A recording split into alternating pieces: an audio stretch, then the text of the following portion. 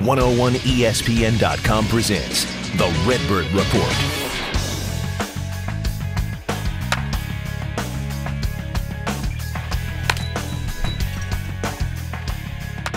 Welcome to the very first Redbird Report video style. I'm Brian Feldman, and as the Cardinals begin this season, the thing that I want to look at for the very first week is the expectations that Cardinals rookie David Freese should have and what fans should really expect out of him. Now, he is somebody who is very young, of course, and really inexperienced as far as being a Major League Baseball player, and he is the everyday third baseman for the St. Louis Cardinals. Now, in spring training, he is someone that very normally gets off to a slow start offensively and defensively, but he progressed as things went along, and Tony La Russa did give him the starting third base job. So as we begin this season, it is very unfair to expect him to not only just contribute, but really take over and become a core player for the Cardinals. They have way too many other people that are not only being paid, but being expected to be star players for the Cardinals. So to expect David Freese to be hitting 280, 290, or 300 and be hitting 20 home runs this season is really unreasonable for him. As long as he plays good defense, that is the number one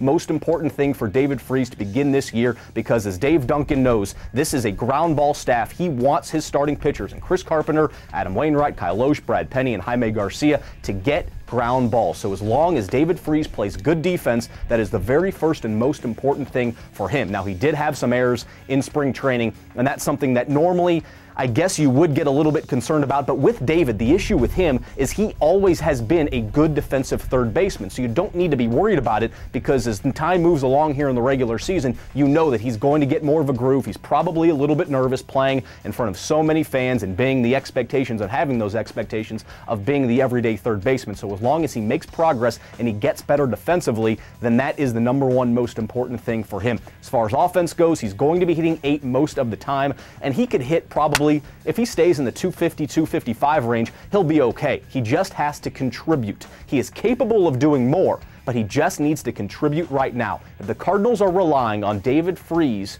to be a core player, not only is that not a good thing, but also there are other issues going on as far as the middle of the lineup itself, because Albert and Matt Holliday and Colby Rasmus and Ryan Ludwig and Yadier Molina and Skip Schumacher and Brendan Ryan at the top, those are the guys that have the expectations of driving in the runs and getting on base and being those main contributors for the Cardinals offensively. So as long as the core middle part of the lineup, if they are the ones getting on base and driving runners in, the Cardinals should be scoring enough runs to let the pitching and the defense do its job so the Cardinals can win games.